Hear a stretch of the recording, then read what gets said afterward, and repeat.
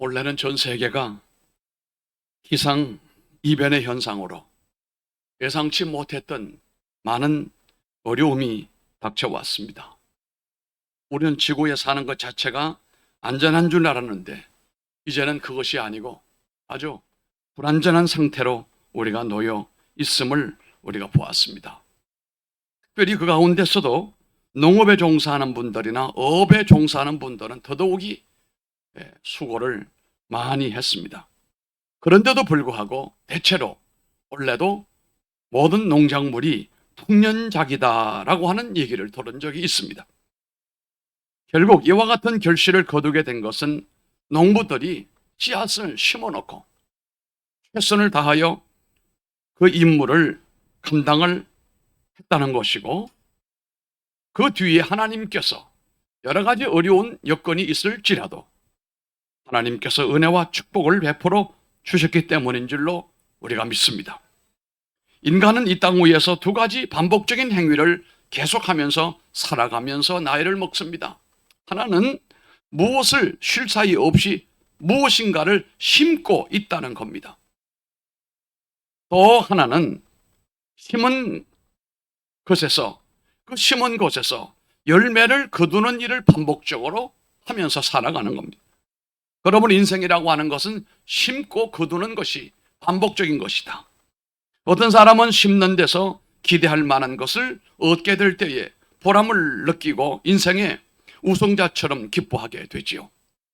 또 이 심은 것에서 거두지 못하거나 기대에 미치지 못할 때는 생기를 잃어버리고 의기소침해하는 것도 사실입니다.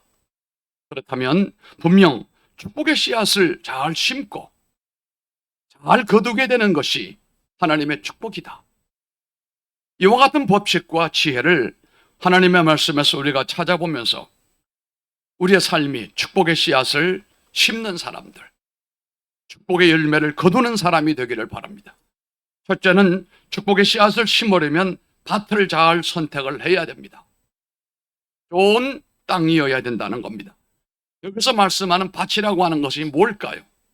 하나님이요, 예수님이요, 믿음이라는 겁니다. 한 나라와 민족의 종교 선택은 그 나라의 운명을 바꿀 수 있는 중요한 관건이 된다는 사실입니다.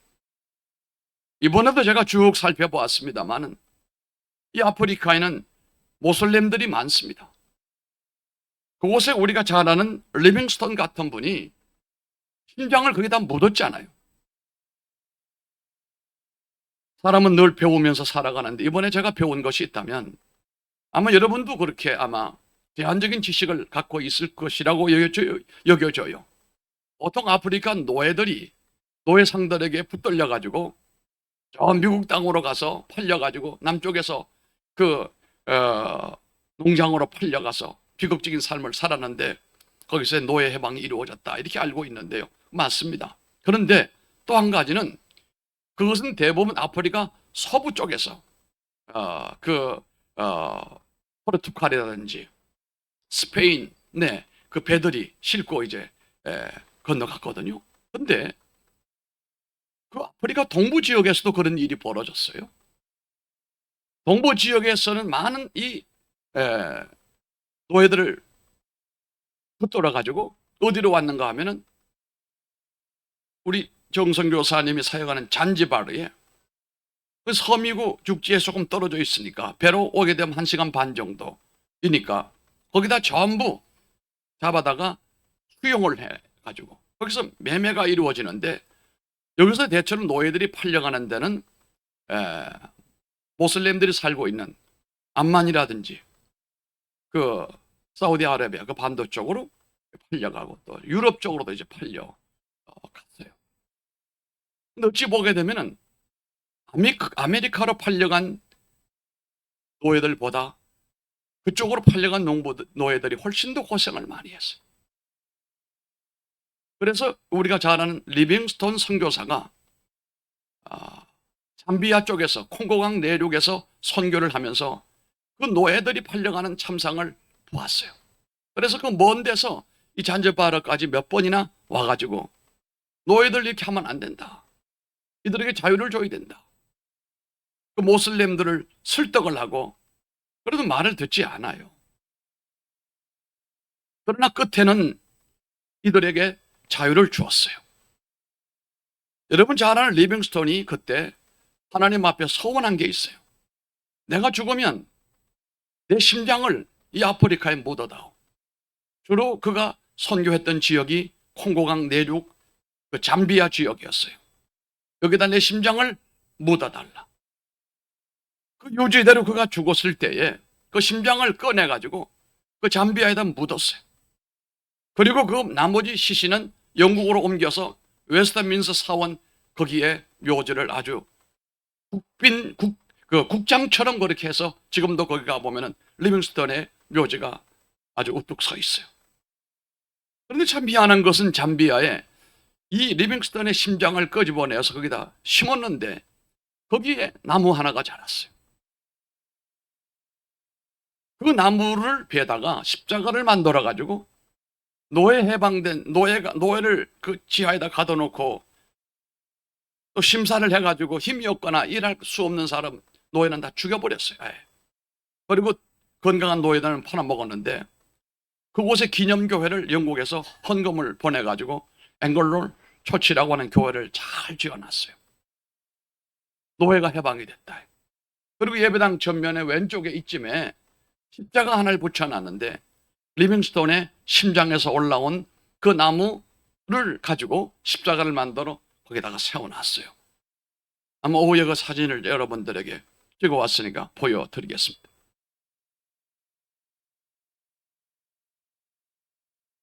아프리카라고 하는 땅은 이상하리만큼 모슬렘들이 장악을 했단 말이에요. 그 이전에는 아무것도 없었지요. 식인종들이었죠. 거기다가 복음을 전했던 선교사들의 노력이 있었기 때문에 그나마도 아프리카에 크리스천들이 꽤나 많은데 그러나 모슬렘들이 훨씬 더 많습니다. 그런데 이상한 것은 이 모슬렘들이 살아가는 나라치고 발전한 나라는 거의 없습니다. 모슬렘의 국민들이 자유와 성장을 경험하는 사람들은 거의 없다는 거예요. 그 짓눌려서 지배당하는 거예요. 그는 그나마도 기독교 국가들은 성장하고 있고 인간다운 삶을 꿈꾸고 또 누리고 있다는 사실을 이번에 제가 두 눈으로 보게 됐습니다. 우리 민족의 역사를 살펴보게 되면 오늘 같은 이런 자유와 부여와 그리고 세계인들이 부러워하는 삶을 살게 된 것은 지금 바로 이 시대예요. 뿐이었어요. 이전으로 우리가 돌아가 보면 삼국시대에도 고려시대에도 조선시대에도 똑같았습니다.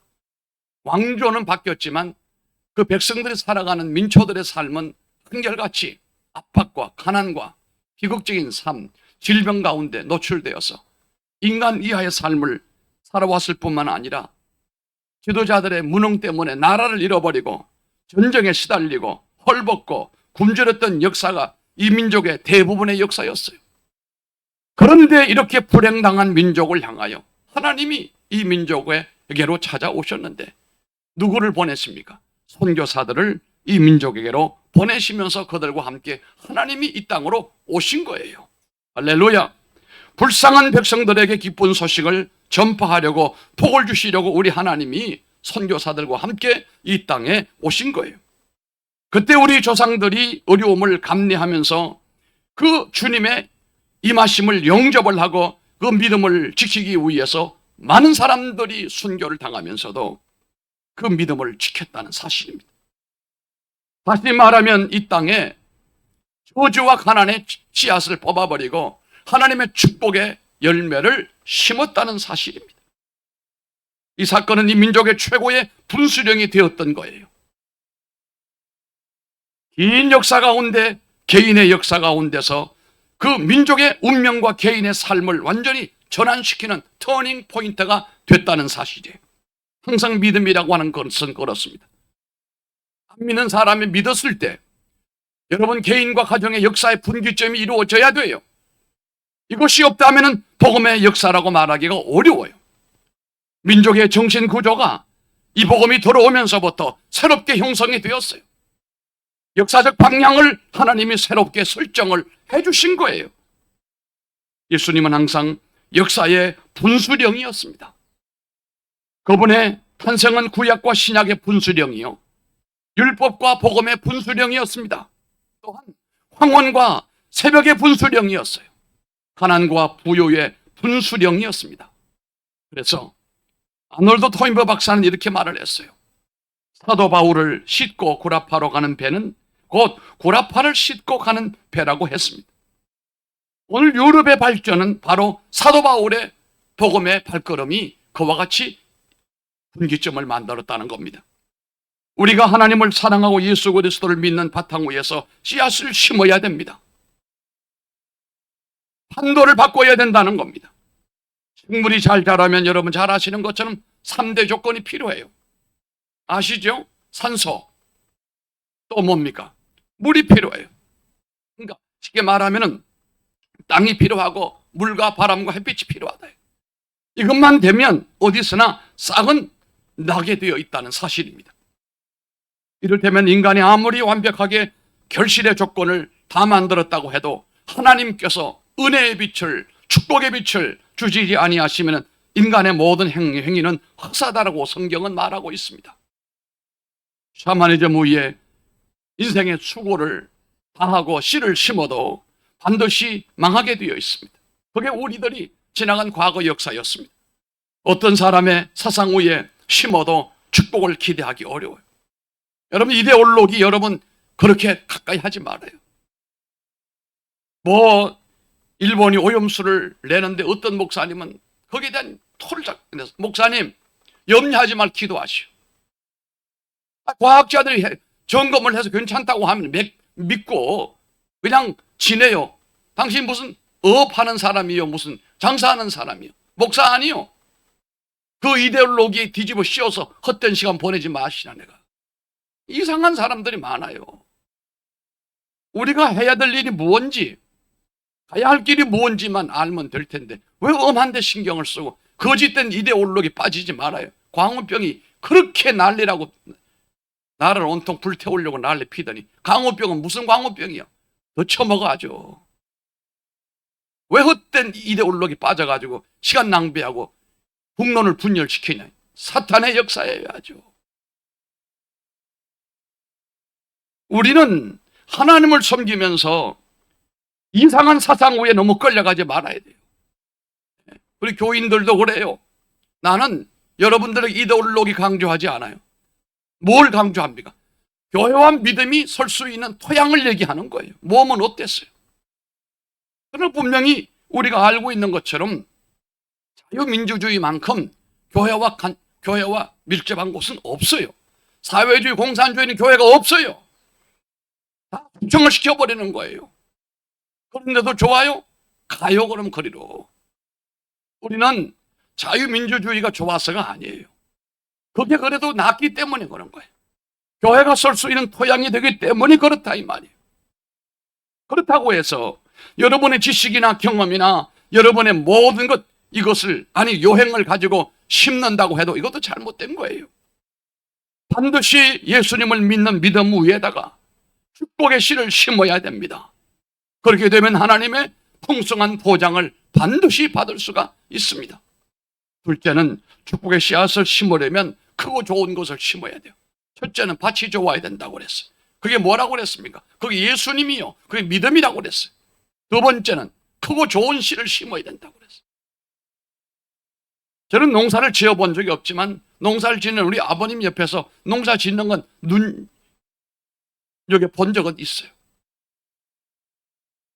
추수를 하고 난 다음에 그 추수한 것 가운데 가장 실한 놈은 종자로 쓰려고 따로 남겨놔요. 농부는 다른 건 다 팔고 다 먹고 해도 종자는 아무리 힘들고 배고파도 종자는 손대지 않아요. 그런데 그 종자는 어때요? 전체 가운데 가장 실한 놈이에요.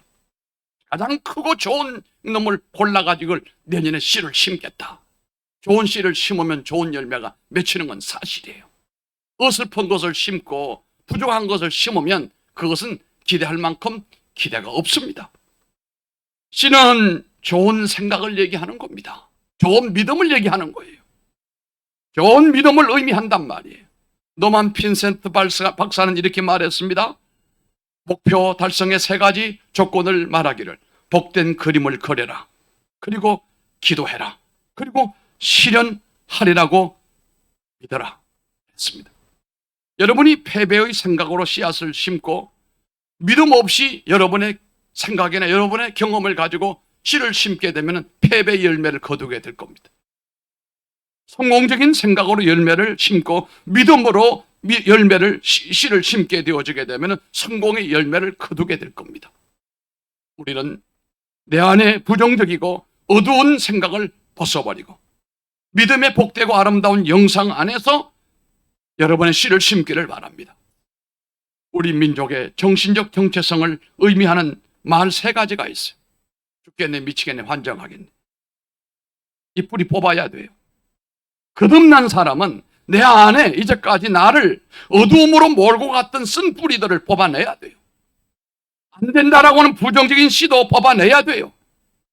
희망과 축복과 은혜와 아름다운 역사를 통하여 꽃을 피울 수 있도록 하나님의 믿음의 씨를 뿌려야 된다 이 말입니다. 이것은 말씀을 통한 영적 치유가 내게 일어나야 돼요. 그래서 내 안에 있는 부정적인 씨들이 다 뽑혀나가요. 이 뿌리들이 뽑혀나가야 돼요.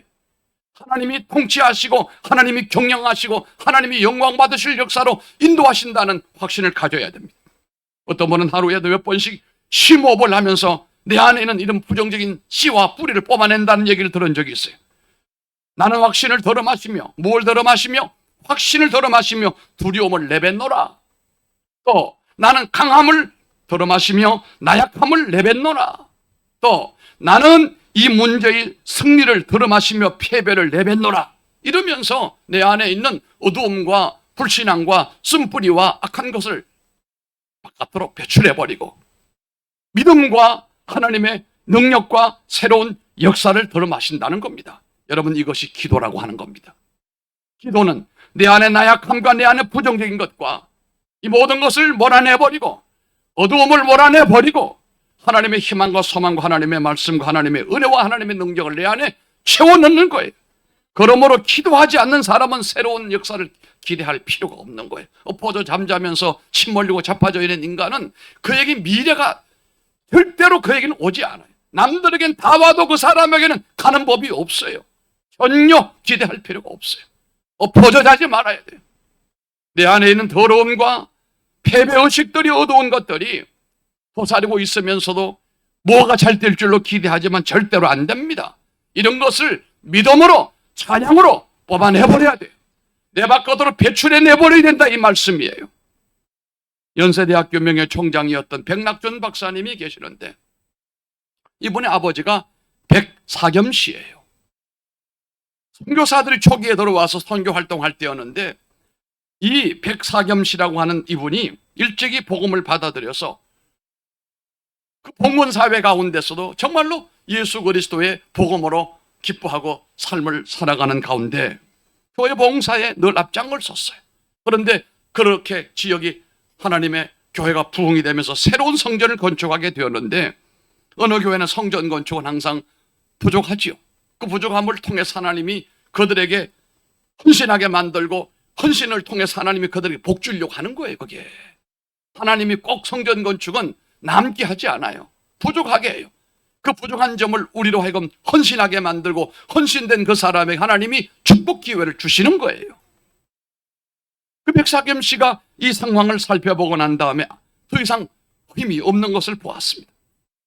기금이 모자라 곤욕을 치르고 있습니다. 이때 백사겸 씨가 자기 논이 문전옥답이 1000평이 있는데 1000평을 몽땅 팔아가지고 이것을 헌금으로 드리고 그는 교회 사찰로 봉사를 했어요. 여러분, 사찰이라고 하는 것은 교회 관리인을 얘기하는 겁니다. 그런데 그 자기 땅을 다 바쳐버리고 사찰로 봉사하는데도 기쁨으로 즐거움으로 헌신하는 거예요. 누가요? 백사겸 씨가. 이 모습을 하나님이 보셨고 이 모습을 서양 선교사들이 눈여겨보면서 이야, 조선에도 이런 믿음의 사람이 있구나 감동을 합니다. 그래서 이 선교사들이 주선을 해가지고 백사겸 씨가 하나님의 교회에 사찰로 있는데 그 아들들을 주선을 해가지고 미국으로 유학기를 열어줬어요. 그 중에 한 분이 백낙준 박사예요. 백 박사와 그의 선친인 백사겸 씨는 그 좋은 곳으로 축복의 씨를 심었기 때문에 그가 큰 축복의 거목이 된 것 아니겠습니까? 미국의 유명한 교회당 세 개가 있는데 그 중에 하나가 뉴욕에 있는 리버사이드 처치라고 하는 강변교회예요. 이 예배당 종이 무려 큰 종이 68개가 달려가지고 종을 한번 땡기면 68가지 소리가 들리는 기가 막힌 종각이 달린 예배당이에요. 규모가 엄청나서 그 당시 1870년에 그 교회가 세워지게 된 배경은 9살짜리 소년이 남의 집에 점원으로 취업을 해서 그가 처음 받은 봉급 가운데 11조를 하나님께 드리며 하나님께 헌신하여 복을 받아서 이 소년이 이 예배당을 지는 일에 앞장을 섰어요. 이 소년이 성실히 일하면서 주일 성수는 물론이고 그 어머니가 여러분 아시잖아요. 적어준 10가지 십계명을 적으라고 그랬어요. 첫째, 주일 예배는 본 예배당에 드려라. 예배는 항상 앞자리에 앉아라. 가가던 목사님을 순종 잘하고 목사님 말씀에 순종해라. 하나님 아버지는 너희 아버지보다 더 위대한 하나님이다. 아침에 기도와 가오를 시작을 해라. 저녁에 잠잘 때 회개하고 잠자라. 10가지 쫙 적어줬는데 그 중에 핵심적인 게 2가지. 주일 성수해라. 11조 해라. 예배당 앞자리에 앉아라. 목사님 말씀 잘 들어라. 육신의 아버지 이상으로 하늘 아버지는 완벽하다. 이 소년이 그것을 가슴에 담고 뉴욕에 와서 일을 해가지고 그대로 11조를 바치고 주일이면 예배당 제일 앞자리에 앉아서 큰 복을 받아서 거부가 된 거예요. 할렐루야. 할렐루야. 그는 너무 하나님의 은혜가 커서 교회를 건축하려고 할 때 그가 헌신을 해가지고 그 당시 4억 달러를 헌금을 한 거예요. 우리 돈으로 그 당시 그 돈 4억 달러라고 하는 건요, 잘 아는 건 약 한 6천억 원 정도 되죠. 달러로 원으로 환산하게 되면 6천억 원 정도가 드는 헌금을 해가지고 강변교회를 건축을 하게 됐고, 바로 그의 후손이 지금 미국의 거부가 된 록펠러 재단이단 말이에요. 11조의 상징적인 인물인 록펠러단 말이에요. 성도들은 세상에 강력한 영향력을 지닌 사람으로 살아야 됩니다. 아멘. 성도는 새벽같이 역사를 빛내는 사람이 돼야 된다 이 말이에요. 성도는 잠자는 사람들에게 사람들을 깨우는 사람이 돼야 되고 축복의 이정표가 되어야 된다 이 말이에요. 성도는 자신의 길에 정상에 늘 서기를 원합니다. 이를 위해서 부단히 하나님 앞에 헌신하고 부르짖고 기도하는 겁니다. 성공적인 영향력이라고 하는 것은 목표가 분명한 사람입니다. 그리고 그 목표 달성을 위하여 끊임없는 전략을 가지고 희생을 하고 하나님 앞에 헌신하고 봉사하는 것입니다. 목표가 분명해야 하나님이 역사하십니다. 그리고 목표 달성을 위해 희생을 다해야 되는 것입니다. 대체로 희생은 젊을 때 하는 겁니다. 여러분 젊음의 날 고생이라 생각하지 말고 하나님의 역사에 헌신자다 나는. 이 땀과 눈물과 피가 역사를 반드시 아름답게 일구어 낼 것이라고 그랬어요. 이번에 잔지바르에 가서 그가 세운 역사가 보통이 아니에요. 어마어마한 거예요. 그래서 제가 주일날 기도하면서 이 역사는 그저 누가 갖다 준 것이 아니다. 두 선교사의 눈물이요 땀이요 피다. 이게 하나님께서 이들을 통해서 이루어 놓으신 신기루다. 이게 역사다. 이 역사는 중단 없이 앞으로도 이어질 것이다. 몰랐는데 그곳에 협력하는 사람이 많았어요. 여러. 카파라에는 어떤 장로님은 큰 컨테이너에 그가 무역업을 하는 사람인데 구두를 한 트레일 큰 그 넣어가지고 보내주기도 하고 여기저기에서 우리는 파송하고 난 다음에 할 수 있는 만큼 하고 있어요. 다른 주변에 많은 사람들이 협력을 하고 있는 것을 봤어요. 하나님이 역사하시는 거예요. 왜요? 꿈이 분명하니까. 사심 없이 분명한 꿈을 가지고 전략을 가지고 힘쓰고 애쓰면 내가 하는 것 이상으로 하나님께서 역사해 주신다는 거예요. 아멘 하시기 바랍니다. 세 번째로 축복의 씨앗을 심으려면 기도로 심어야 됩니다. 그리고 기도로 거둬야 됩니다. 예수님께서 제자들에게 설교하는 법은 가르쳐 주지 않았지만 기도하는 법은 가르쳐 주었습니다. 쉬지 말고.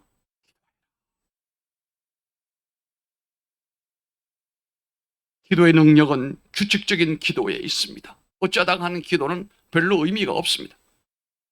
규칙적이고 반복적인 기도가 능력입니다. 축복의 씨를 심는 사람은 새벽 기도 잘해야 됩니다. 철학기도 잘해야 됩니다. 이번에 제가 주일날 끝나자마자 설교한 내용을 유튜브로 봤어요. 여러분들도 주일날 한 번 설교를 듣고 끝내지 말고 주중에 또 들어보고 또 들어보고 그렇게 되기를 바랍니다. 그 사람이 말씀의 맛을 안 사람이고 노예가 뽕잎을 먹어서 커지는 것처럼 믿음이 커져가는 사람이에요. 설교 황정호 목사 잘했어요. 잘했죠? 네, 아멘 하는 거 보니까 잘했어요. 그리고 장로님 네뿐만 아니라 중직자들이 새벽마다 열심히 기도. 그게 기특한 일이 아니에요. 늘 그렇게 해야 돼. 할렐루야. 그렇지 않아요? 어디 안수 집사님들도 자리 잘 지켰죠? 새벽에도 지켰나요? 그럴 줄 알았어요. 그래서 우리의 믿음이 이럴 때 한번 점프하는 거예요. 맨날 하는 대로 그렇게 하지 말고 좀 더 이런 기회를 통하여 내가 한 단계 올라가고 점프할 수 있는 기회가 되면 얼마나 좋겠느냐. 저는 놀러 간 게 아니에요.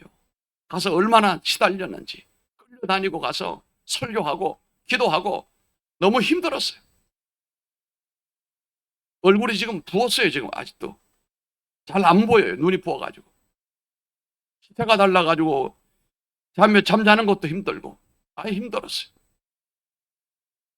그러나 기쁨이 있는 것은 내가 주의 인도를 받아서 주의 도구로 쓰임을 받는다는 사실이에요. 여러분 잘 먹고 잘 살고 그렇다면 신앙생활 할 필요 없어요. 주님의 나라를 위하여 크게 쓰임받는 헌신의 사람이 되기를 바랍니다. 그래서 열심히 씨를 심는 사람은 기도해야 돼요. 여러분의 수고와 더불어 기도는 비례해야 돼요. 여러분 일을 1시간 열심히 하기를 원하는 사람은 기도를 그만큼 해야 된다 이 말이에요. 내 사업을 열심히 하는데 기도하지 않는 사람은 절름벌이 신앙이에요. 절뚝발이에요. 여러분이 그 일을 힘쓰며 애쓰는 만큼 기도도 그만큼 열정적으로 해야 된다 이 말이에요. 진정한 성공의 비결은 기도입니다. 진정한 부흥의 그 요소도 기도예요. 진정한 축복의 비결도 뭡니까? 할렐루야. 예레미야 33장 2절 잘 아시죠? 이를 향하시는 여호와, 그것을 지어 성취하시는 여호와, 그 이름을 여호와라는 이가 이같이 이르노라. 너는 내게 부르짖어라. 내가 내게 응답하겠고 내가 알지 못하는 크고 비밀한 것을 내게 보이리라. 할렐루야. 우리 모든 성도들은 축복의 씨앗을 심는 거룩한 농부가 되어 가야 됩니다. 나와 나의 후손들이 그 축복을 풍성히 누릴 수 있도록 믿음의 터 위에 좋은 씨를 많이 심기를 바랍니다. 주의 일에 주의 선교에 헌신하시기를 바랍니다. 눈물을 뿌리면서라도 씨를 뿌려야 된다 이 말이에요. 씨를 쏟으면서도 이 씨를 뿌려야 된다 이거예요. 기도로 심으면 반드시 풍성한 하나님의 축복을 여러분들이 경험하거나 여러분들의 후손이 그것을 누리게 된다는 겁니다. 여러분이 주변 가족들에게 좋은 씨앗을 뿌리고 돌아와 머지않아 여러분으로 인해서 주변에 풍성한 하나님의 수확이 이루어지는 것이 일어나게 되기를 주의 이름으로 축복합니다. 존귀하신 하나님 아버지 감사합니다.